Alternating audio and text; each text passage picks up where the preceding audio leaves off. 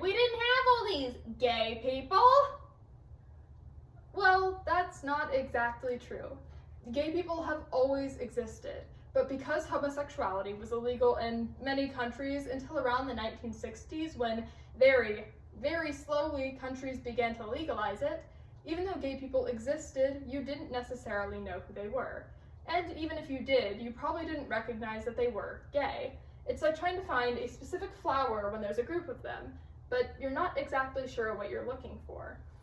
It's not until someone tells you, oh hey, you're looking for a violet, that you might actually find one.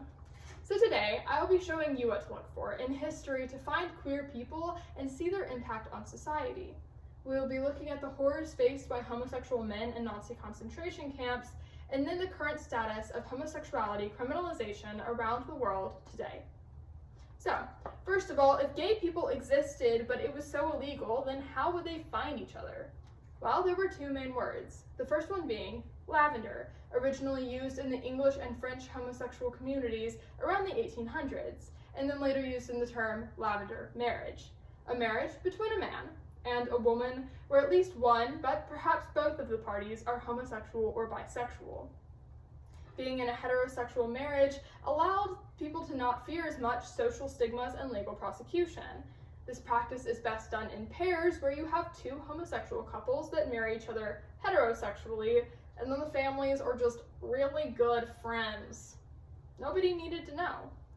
But surprisingly, lavender isn't the only purple flower that has significance in queer history, the other one being violets. Violets were given by women to other women as a symbol of romantic love and affection. But where do we get this symbol? From a poet named Sappho. Sappho was a poet in 600 BCE and lived in ancient Greece.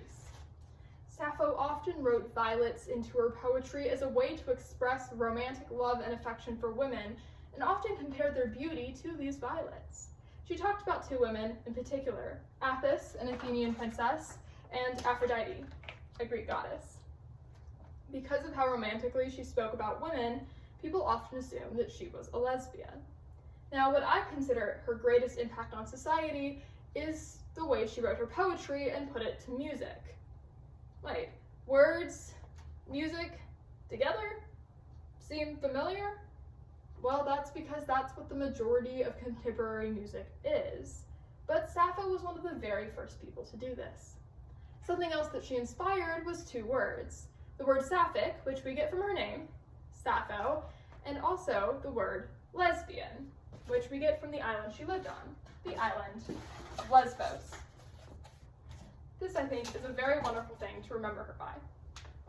The second person I'll be talking about is Albert DJ Cashier.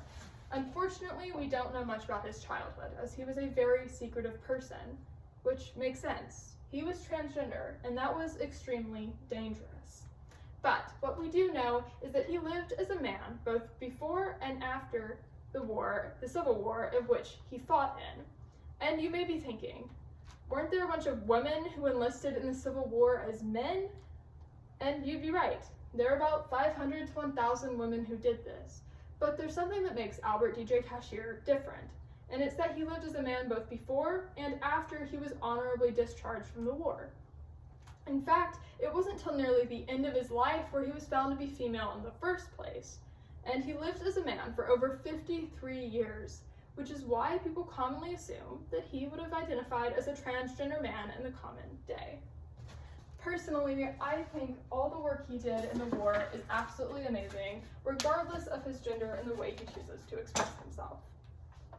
Now, the third and final person that I will be talking about, and my particular favorite, is Alan Turing. Alan Turing did many, many amazing things in his life, but one of the biggest is that he is considered the father of theoretical computer science. He theorized what we would need for machines and computers that we use and rely on today, like our computers and our phones, and really all the technology we rely on a daily basis to go through our everyday lives. Alan Turing was the person who originally theorized this, and I think that's a very big impact on modern society. But he did something else that was even more important, and that was his work on the Enigma code in World War II. For those of you who do not know, the Enigma code was the code used by the Nazis to transmit all of their messages. If you could crack Enigma, you knew what things the Nazis were planning, how to stop their attacks, and plant your own. But here's the issue. Enigma was created by a machine. This machine in particular. And because of this, it had over 20 quintillion possibilities that it could be that changed on a 24-hour basis. If you can't tell, that is nearly impossible for human minds to crack. And Alan Turing realized this. So he decided that the only way to break a machine was with a machine of your own. So he created one, the bomb. The bomb was able to crack Enigma on a daily basis. And historians say that his work on the Enigma code ended World War II approximately 2 to 3 years earlier than it could have ended, and saving over 14 million lives. This is astronomical, but unfortunately in 1952 he was convicted of homosexuality.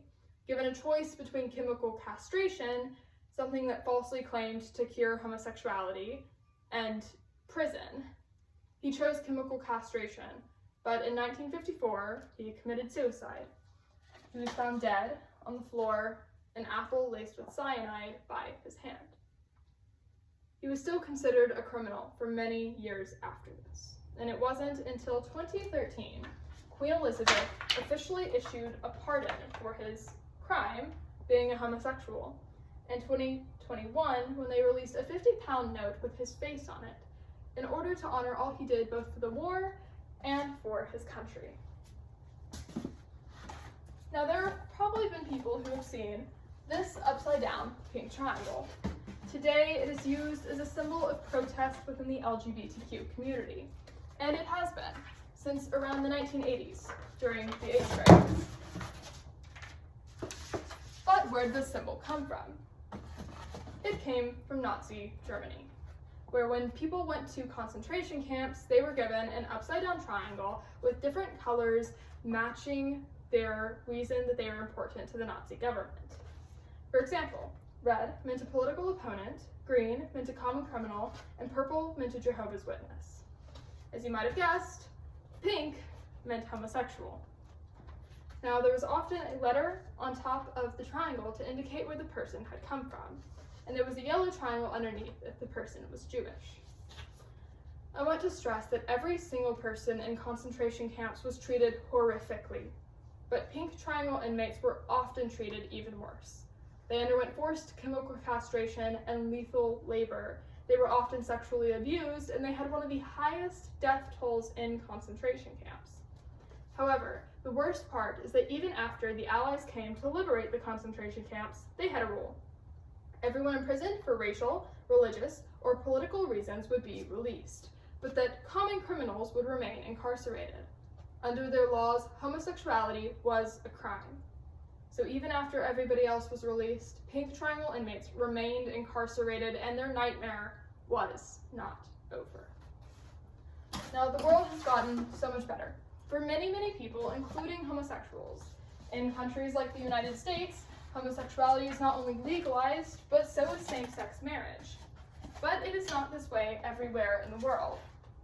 In fact, in 65 countries, homosexuality is still a crime.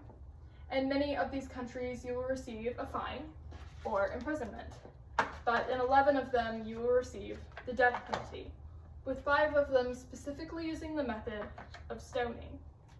It is entirely inhumane that we are murdering people because of their sexuality, but it's something that is happening, and it's also something that's not being talked about.